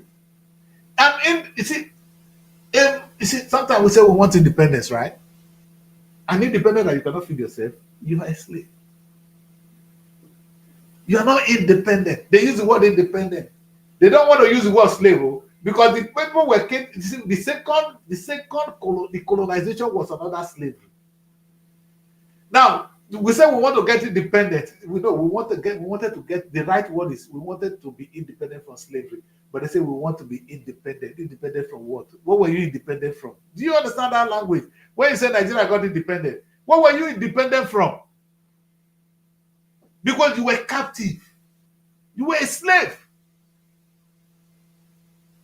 And it's still going on today. You see, so look at it. They came, they took us as slaves. They captured us, they colonized us as slaves. If not a slave, what were you escaping from? What were you taking independence from? What was independence all about? Oh, Nigeria got independent. What were you independent from? Because you were a captive. So you set yourself free from captivity. Go and look at it. By the rivers of Babylon. You know, it was captivity. We got away from captivity in the second era during the colonial time. But unfortunately, my brother, today we are now in the new era of slave trade. Now, orchestrated by our people on us. But the pattern is still the same. How do we educate the black man, the African, that you see, you cannot blame the white man for this. I blame myself. Or maybe that's my problem. I blame myself for everything that happened in my home. So we're going to blame the white man. What has he done? The white man wouldn't have been able to take your people as slaves in Benin. The Oba didn't allow. They would take the king. If my king didn't allow, they wouldn't have. They came, they got partnership. The same way now. You want to blame the white, Donald Trump or America or Britain for taking Nigerian oil. If your Nigerian government did not agree, it won't happen. Now, now the pastors, the low level people, they call themselves very intelligent. They're very smooth now. Have you seen Nigerian pastors? They dress well. They look good. Have you seen the kind of shoes they wear? Come on, look at the kinds of car they wear. At the expense of who? Go see talk. I don't see the thing all sweet. It's not good to the ear. That you say this about man of God. We know Nigeria love the word man of God. If not a man of God, who am I? Man of devil. You're stupid. You talking to me? I'm of that age where I can talk. Where they go now, I can say anything in the place and nobody can tell me to shut up. You only tell me to withdraw my statement. That's where we are, Baka. Nobody tell us to shut up anymore. Any gathering, you say, boy, withdraw that statement. I can withdraw it, but you don't tell me to shut up. That's where we are. Nigerians, we need to wake up to the challenge of our time. Slavery is still ongoing. It's still ongoing. It's still ongoing. A Nigerian woman today comes to London and it becomes a carer. And she says she's not a slave. In your country, you will not do the job of that. Let's understand the irony of slavery. What you will not do in your land, if you do it anywhere else, you are a slave. You are a slave. You want to come here, come to clean people yes. In fact, you know that many of us, we came to London. The new Japa, they are the one I'm talking to now. You will sell your house in Nigeria. Sell everything you have. You carry your family. You say you are giving them a better life. You come here and you come and start again. And maybe you are 40-something. Before you settle for London, you are already 50-something. You all don't finish. You finish. And the women, they cause them, like this guy was, Jeremiah Shak said people are having slave in the marriage. When your wife, before you say, now London, they go. Not be this one. My brother, it's not this one allowed. You will go. Or you lose that marriage. When a woman is bent on going to UK or Canada, how many of the women have run away from their husband? They know I'm talking to them. They know I'm talking to them right now. They run. Or they push the man to take them and the children abroad so they can stay home. Even to see the wife, your own wife, you know they see the wife now. If they are abroad, they leave me alone. We get problem, man. The miseducation of the black man. How do we reverse it? What's the solution to this? I call it a call for repentance, but this is more than repentance. The pastors won't repent. The politicians are not going to repent. How do we reverse this? Even the wives, the poor man now in Nigeria, when your wife has been taught in the church that there's a better life in London, you will sell the house. They tell you in 2 weeks' time you will make that money and come and buy a new house. Yes, maybe you can even make that money, but you will not come back home. There will be no home. You know, most of us, we lost home already. If I get to my village today, I dey waka like say I be foreigner now. They don't know me. If not my friends, we are all getting old now. So the young ones, they don't know me. And you are not living. So where are you coming back? Me that has been here, I'm thinking of how to get back. How are you going to go back? To where? Better come. Plan your grave here. As you live at 40, be ready to be buried here. I can tell you in my community now, how many in my Ogara people in our some of those days, all the old people, they go there because they know if they die, they will take them home. They don't even have service to take themselves home when they die. And I'm talking fact. You're coming. Welcome. Welcome. The miseducation of the black man. All I can say. And we're talking now. Like I said, the point is well made. The desperation, you know, many people leave their country, leave their kinsmen out of desperation. Desperation. One is that there is this belief that the grass is always greener across the fence. You know, so people have this feeling that, except for very frank people like you, very frank, trying to say it the way it is. The impression people give to others is that the grass is greener out there. And so you find people who leverage on this for exploitation. You know, my friend, Engineer Mishak, tried to explore the various layers of slavery and exploitation and the various ways it manifests. The worst is the one that goes through human trafficking.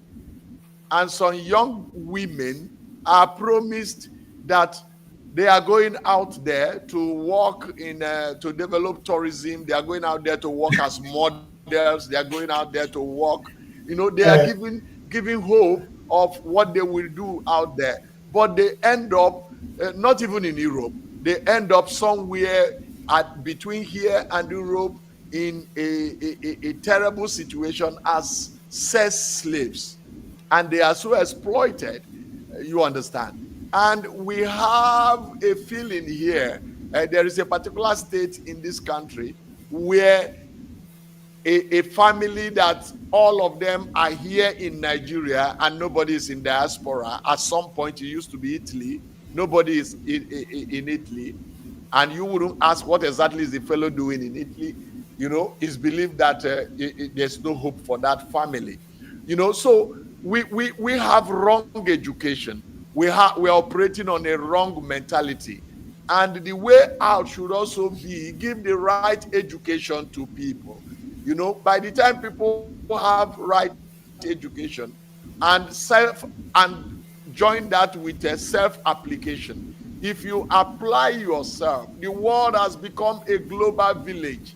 If you can create the right content in a Sabah Delta state, you can earn what people are possibly not able to earn in some other parts of the world. You know, so the economy of the world has become such now that it is a global platform, and it's about content creation. It's about what value are you adding. I used to hear of them talking about citizens. Now, less of citizens and more of netizens. And everybody is in one net. And what can you add? What value can you add to the ongoing narrative and conversation about how the world can operate better? If we are able to articulate that in a way that is better, and for somebody here to know that, you know, if you are in Nigeria as a medical doctor and you are applying your trade here and you are getting enough remuneration, it is a lot better for you than to travel outside elsewhere and be made to operate at a less capacity, because you are actually trained to save life. Yes. I have heard of a branch manager of a bank here who ended up outside the country and was a cashier in a supermarket out there. And that was the best he could. As a cashier is good. One of them is cleaning. Come. A cashier is good. Umbaka. A cashier is a good one. One stayed with me. He stayed in my house. The guy is a cleaner at the NHS. He's a cleaner in the hospital and he's happy. When I asked him, he said he's looking a good life for his child. But like you already said, Umbaka. Well, he's happy as a cleaner in the hospital because he believes that if he does that cleaning for 5-10 years, he's able to save up something, and he returns to his country and he might have a sense of destiny. He's not going to return. Then again, forget the return never happened. Yeah. Anyway, Umbaka, how many of us has returned? How many of us abroad has returned? Let me just use the word plainly now. How many people came abroad? No, many return. No. Africans insist on returning. The question really is, in what form do they return? Many return walking down. I have seen somebody who returned because the medical experts there said he had some 3-4 months more to live. So he returned here to die so that he could be buried here. Some other persons return in bag, in crane. So return, the African mentality is that return is a must. But how do you return?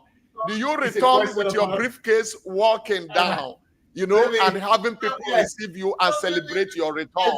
Or do you return to await the date of death.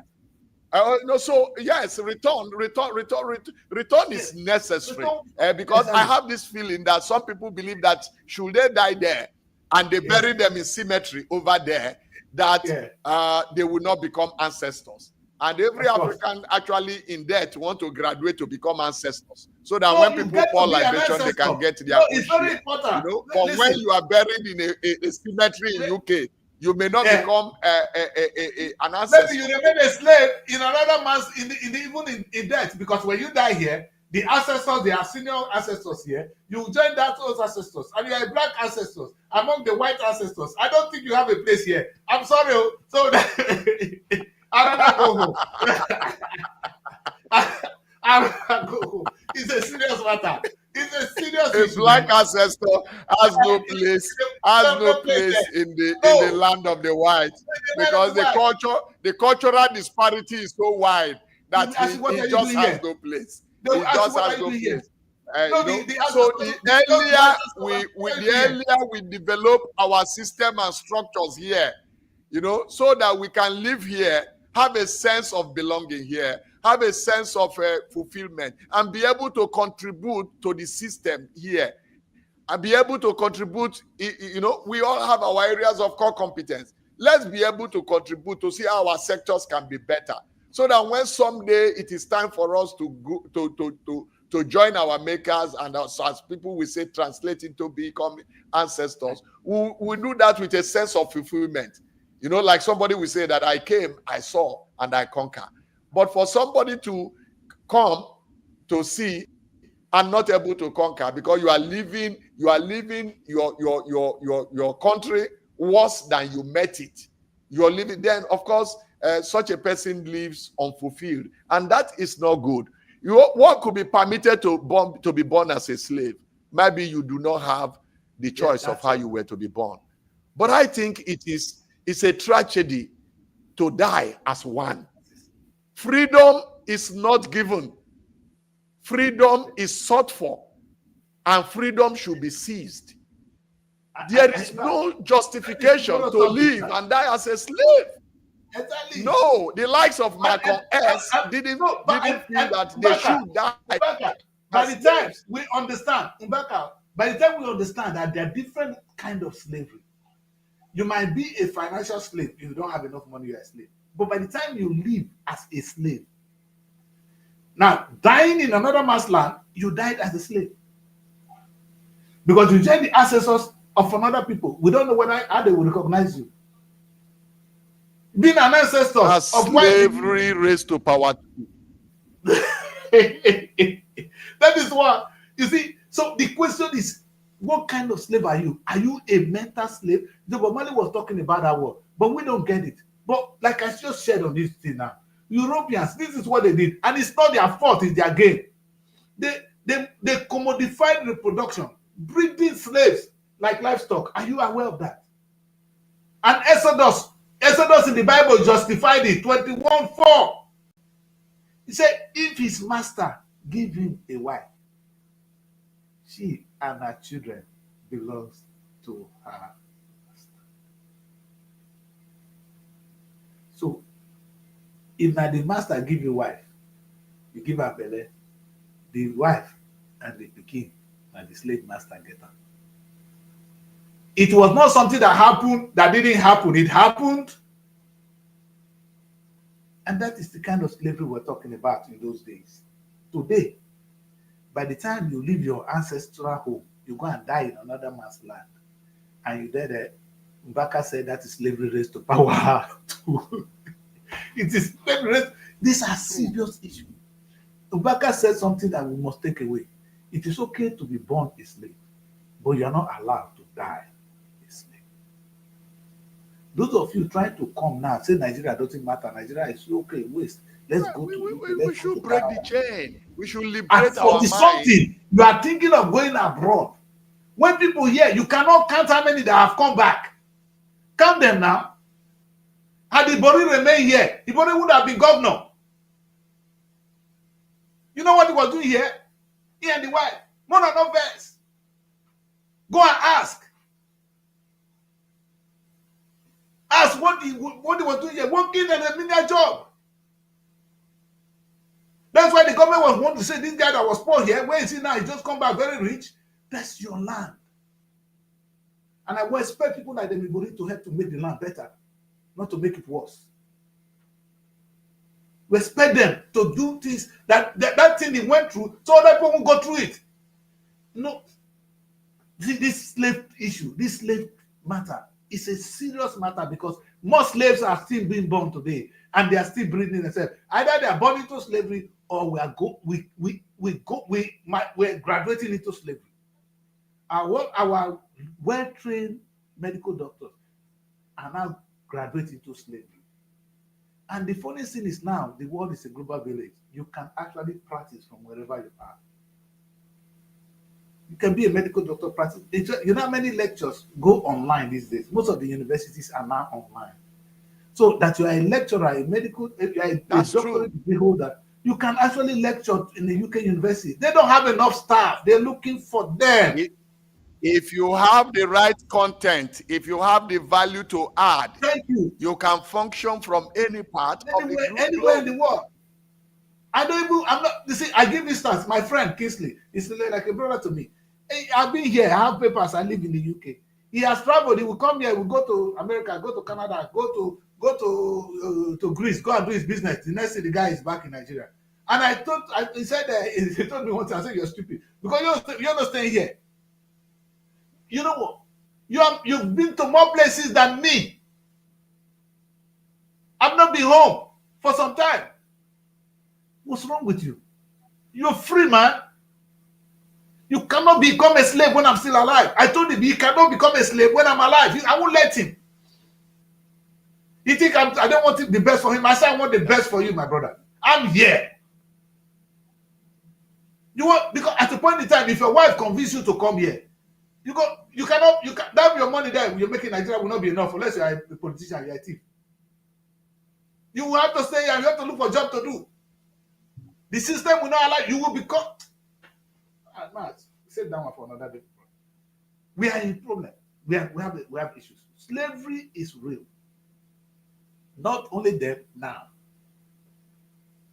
The funny thing is until the generality of the Nigerian state is saved. If Nigeria remains a slave as it is now, we are all slaves because we cannot train ourselves. We cannot feed ourselves. We cannot treat ourselves because the bond that holds us together in Nigeria is still a slave. So we need to first save Nigeria from slavery so that you all can be slaves. And what I gave today is a lesson to those people in America as well. And I want to remind them that even when Joseph was sold as slave, he came back to help his people. They need to forgive us what we have done to them and come back and help to save their motherland. We have the potential. If I know what I said to myself, I wish every black man in Europe today, in America, decide to go back to Africa. Africa is saved the same day. It's saved. If we agree to go home today, the place is saved. You think people like Tinubu will not be president? They will kick him out. Who are you? You will not try it, sir. If we come home, you will try it. But we are comfortable being Joseph. Maybe we need to call on Joseph to come home. Because these guys, they've seen too much, Tinubu. You will not try it. You can do it with Nigerians. You cannot try it with us. We've seen so much that we will not take it. You will stay in the queue. You will behave. We will see too much. You will not. In fact, we will not allow you. And I want to conclude this show by saying that the reason we are still having this problem in Nigeria is because the Nigerians in diaspora refuse to come home and save Nigeria. Had Joseph not saved his brothers, they would have perished. Only Joseph did that. We are not a lot, but the Africans in diaspora today can save Africa. And until you decide to do that, your continent remains a slave, and you are by extension a slave. They don't respect you. By the time one black nation is very rich, you see the Indians, they are beginning to respect them now. Chinese are now being respected. Before, Chinese were nowhere.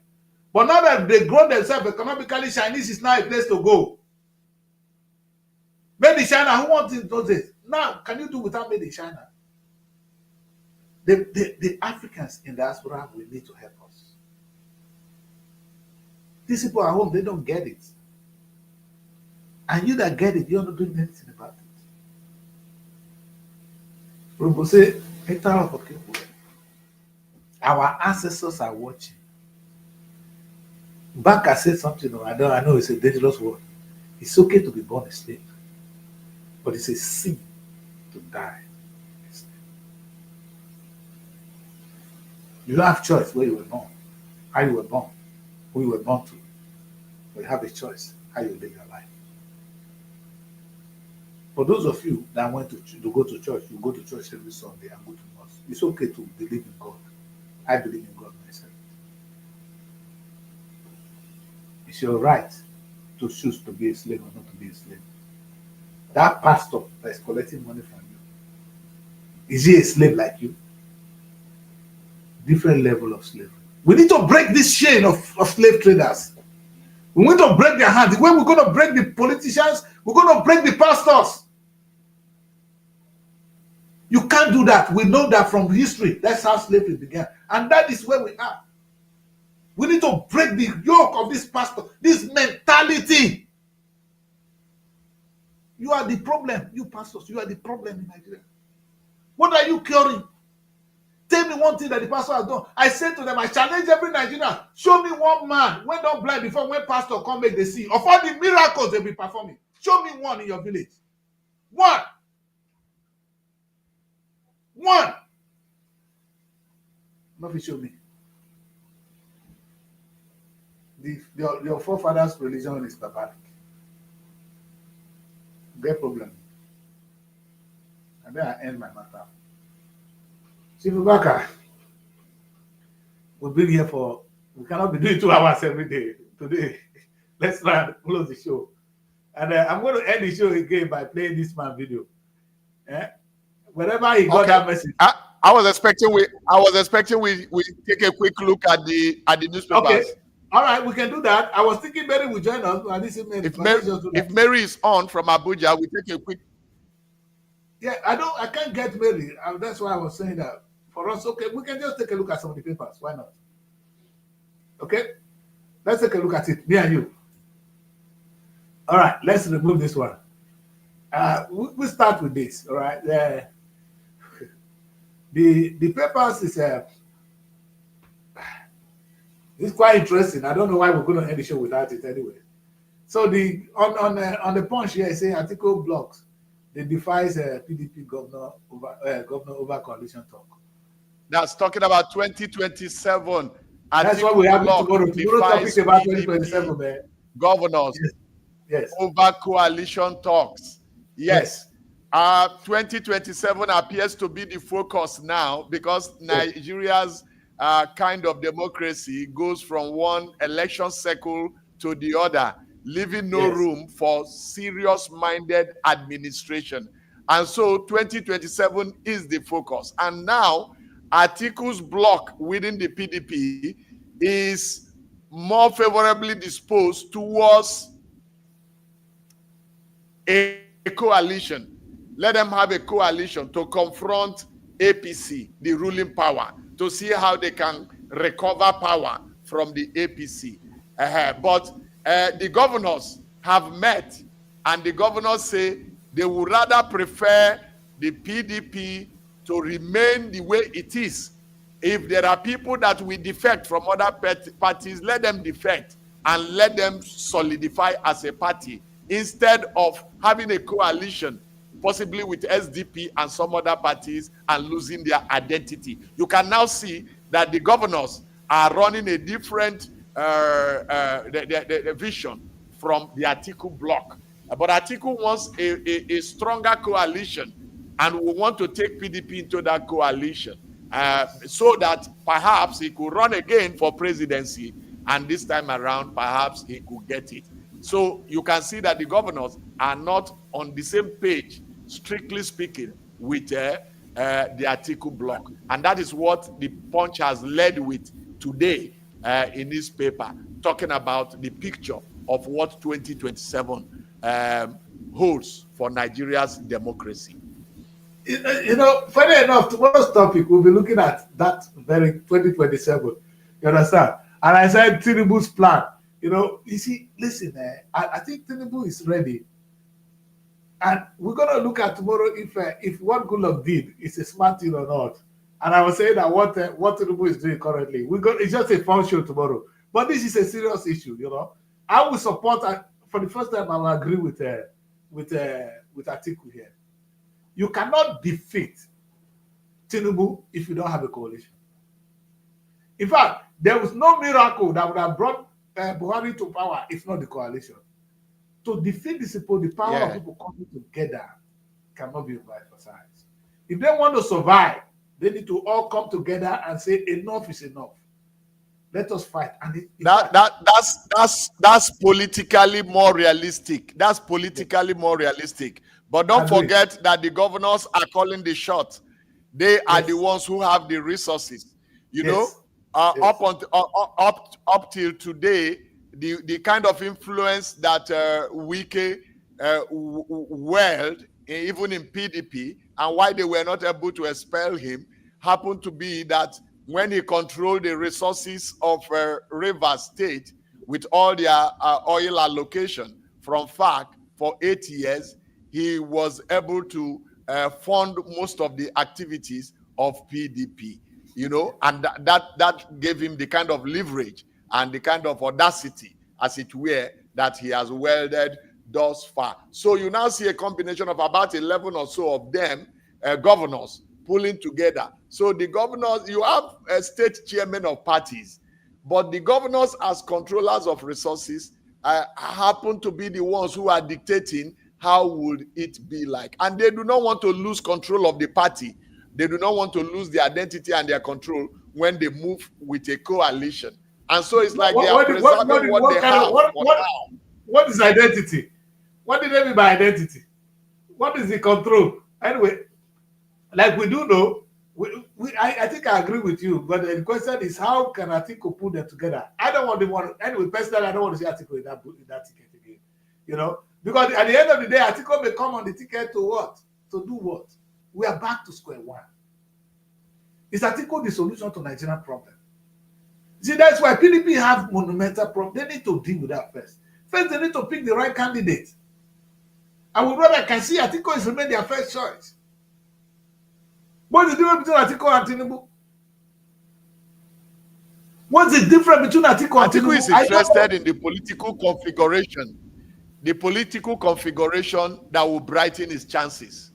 Exactly. And the governors don't appear to be favorably disposed. No, they should not. He wants they should not. They should not. And Tinubu is not sleeping. Brighten his chances. Yes. You know what? Tomorrow, I'm saying Tinubu is... Yes. You know what is so funny? Tomorrow topic, I'm saying Tinubu is not sleeping. Tinubu is watching. He has people like Demibori with him. They're going to break it down. You see, if like I keep saying, Adibori, if Goodluck were to be Ibori, Buhari would have been in prison before the election. After the election, they will tell him to go to court. Goodluck allowed Buhari to take power from him. Whether it's good or not, I don't know. But this is where we are. And I'm going to say Tinubu is not going to allow that. So no matter your coalition, most of you go to prison. Tinubu has done the first step already. He knows there's a lot of money going to Rivers State. This boy is not loyal. Yeah, get him out. If Oboriwori is not loyal to Tinubu, he will go out. He will go out. He will definitely go out. So we have issues, man. We have issues. Somebody is controlling the stuff. Okay, tell us what the next paper is. Anyway, that's where we are, you know. That's where we are. Let's quickly take a look at another paper. I don't know most of the headlines we have here today. But because I think the presidency slammed El-Rufai over what? Over plot to woo Buhari. Wow. Whatever they're going to do there, I think we don't have a lot of time today. Let's quickly go. Now, another issue where Nigeria needs to be worried about is this Plateau State killing. Yeah? And it's still happening in Benue. What a barbaric system. I don't know how we live in a country I thought we were going to end the show 2 hours time. Go, for God's sake. All right. We should talk less next time. We're going to one more time in for the show because we waste too much time on the topic of today, and we don't have time now. Look at the how do you reconcile the killings that is currently going on in Nigeria? How do we reconcile that? It's beyond my understanding. And this is exactly what we'll be talking about. When a particular set of people are now disoriented, they are no more part of the society. It's a recipe for disaster. Now, Bob Marley said, now everywhere is war. And I want to say to Nigerians, whether we like it or not, until this philosophy, which holds some people superior and others inferior, is permanently discredited and abandoned, there will be war. When we talk about minimum wage, if it is not well taken care of, there will be war. And war is not when you shoot gun alone. People are dying. Look at the crisis in Europe. You understand? We're killing one another because of there is war. The war is something is there. We don't trust one another. There's no common heritage in Nigeria at the moment. There's no common heritage. What would have given us that common heritage is economic prosperity. Unfortunately, the whole wealth is in the hands of the few. Let's take a look at the Let's take a look at the Vanguard, which is saying the killings, Benue and Plateau killing. But who it's exactly what I was trying to say the other day. Are these people Muslims? Are people in Benue? Okay, we can say Benue, most of them are Christians, but there are a lot of Muslims there. They're killing themselves. Plateau is predominantly Muslim, few Christians, yes. They're killing themselves. So this not have something to do with Christianity or Islam. It's people who are completely disoriented. They're lost. They're not part of the system. Because the system have enslaved them for too long. It's a revolution of some kind. Barbaric in all sense. How do we deal with that? Chief Obaka. Are you with me? All right. It's like Obaka can't hear me well. You know, the network is... Talking Obaka, about... I can't hear you. Okay. Go on. Yes, now I can hear you. Good. Now I can hear you. Yeah. Daily Trust captured it this way. Bloodletting continues in Plateau. 49 killed in fresh attack. And talking about political slavery, we see in the front page of Vanguard a photograph of women, presumably from Rivers State, wearing all white. And guess what they are protesting? What the reason for their protest? They say they are happier under a sole administrator. That they are happier under a sole administrator. That this 6-month suspension of Fubara is a good riddance to bad rubbish. And they were gathered, and only heaven will be able to tell us how much they were paid to protest. Thank you. Thank you for that. In support of a sole administrator. And that tells you about the mentality. How will posterity judge you? That you voted in a governor and a president via a national broadcast suspended him and the legislators, the symbol of democracy, for 6 months. And it's even considering that it could be prolonged. And women came out and protested that this is abnormal, this is unconstitutional. Then, but are you surprised? Are you surprised? They now gather people again and pay them to now protest, to say, in fact, they are happier under the present administration, a sole administrator. I think that's we get sick. First they brought that man, their head of service, to come and make that. Where's that man? He's probably dead now. That stupid head of service. He has finished his life. Your life is finished, Mr. Head of Service. Now, how desperate can you be? Nobody is a fool. You see what I say here? I said one thing on this show. You guys are lucky that we are not home. Because we're not going to take this. And I'm still angry with Nigerians in diaspora for keeping quiet. We kept quiet for too long. Nigerians in diaspora, you guys have kept quiet for too long. We have no hope. All right. Man. All right. Yeah, so Tribune has basically the same thing. 61 feared killed in fresh Plateau attack. That's the major story in Tribune, supported by PDP governors say no to coalition. Dump Anyanwu Ude Okoye. Whereas Guardian has the major story, Labour laments high cost of living, braces for wage renegotiation. One just hopes that is. I think that is for that was for yesterday, and not essentially for today. Whereas Daily Times says Nigeria targets top 80 on Global Human Capital Index by 2030. Federal government. We have a way of setting targets. Everything will be available by 2020. And eventually 2020 came. Now we are having fresh target of 2030. And 2030 is basically five years away. So we have these developmental targets. We have a way of setting them and setting them water for all, light for all by 2020. And now the target is 2030. So we have a way of shifting the goalpost whenever we are approaching that. So basically from the article block defying PDP governors over coalition to Plateau Benue killing and Governor Alia, that is the governor of Benue, threatening Tinubu and the others that they cannot guarantee their safety should they enter Benue. That is a governor. I think he has his background in as a Catholic priest, and he is very angry with the level of killing, and he says he cannot guarantee the safety of even the federal government officials should they enter into Benue and should they enter in to see the internally displaced people,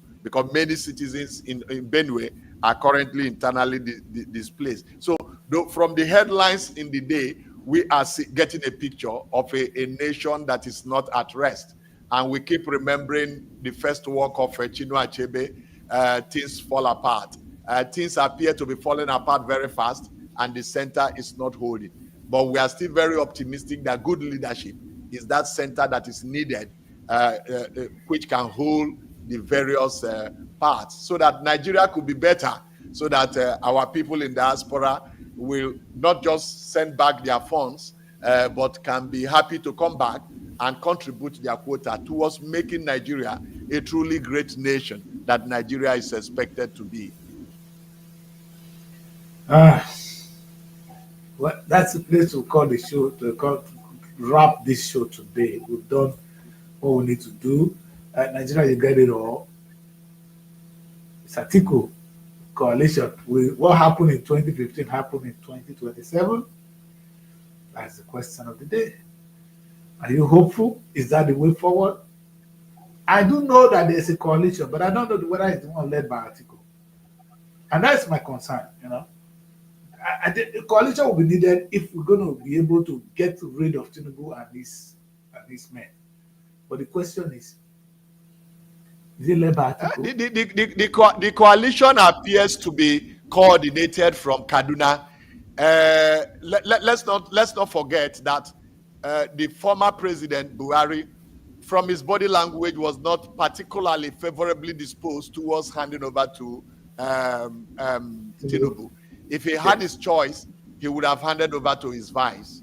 If he had his choice, he would have handed over to his vice. Now he has relocated from Katsina, his home state, and is in Kaduna. And the Atikus of this world and the number of governors, including El Rufai, have virtually turned Kaduna into a political mecca. Where they go there and they are consulting him. And the consultation is centered around the need for a coalition to ensure that Tinubu does not stay in Aso Rock beyond 2027. You know, so Buhari appears to be at the center of that coalition, and is more pro-North, because it is believed that most of the appointments of the current government is pro-South, especially Buhari did the same. Buhari did the same. Buhari did the same. So it's like payback time now. But the North is not finding it funny, and the North will not want to be in the limbo where post 2027, and that is why the North is desperate, trying to see. But again, seeing the coalition more like a movement of the Northern Bloc, will want to make the average Southerner, whether he loves what Tinubu is doing or not, to rally around Tinubu. And it now becomes South versus the North. And again, where that will take us to is a dangerous trajectory. But whether there is a coalition or a movement, there is one. But how formidable it turns out is left for us to see. But we will be keeping the tab in order to also see how we can set agenda and inform viewers concerning how it is unfolding. Thank you. Thank you very much. It's a wrap. It's a wrap. Thank you very much. You said it. The coalition is ongoing. It is not whether it is going. The question is, who is going to lead it? Are you supporting it? As a Northerner, as a Southerner, what does it mean for us? Where are we going? Is this what we need? Yeah, Tinubu is not the government. It's not the right government. But who else? Is it Atiku? The question of another day. May God help us. That's a difficult one. And it's a one. Where is the beloved Peter Obi? Or don't we have other Nigerians who are qualified to do this? Young. I said it before. And I say again, my prediction is a young boy of less than 40 years who will run for the office of the president and win convincingly. It's coming. Because Gowon was president at Gowon was head of state at 32. Buhari, when he was first head of state, he was 30-something. Obasanjo was 30-something when he was. So when these old men now taking over office, something you young people should be concerned about. We're not discriminating age, but we are not equipped, we are not strong enough to deal with some of the challenges of today. That's where I end the show. Thank you very much, Ibaka, for joining me. Today is a long one. We'll try and make this less next time. And I'll see you tomorrow. Tomorrow, I said, let us discuss something tomorrow, 2027. It's already out there. Let us discuss it. It's something very important. Let's look at 2027. Will what happened to Goodluck happen to Tinubu? That is the question of tomorrow. Like I said, maybe Tinubu is already consulting with people like Ibori, who was able to crush Ogbaru with all the love. You know, the funny thing is, all people were in love with Ogbaru. But when you have the power and you have the money, what do you do with it? Let's discuss that tomorrow. That's why we end the show today. God bless you all. Stay out of trouble. Thank you so very much. Yeah, slavery is real. It's still ongoing. It happened in the past. It's still now. Try to get out of slavery.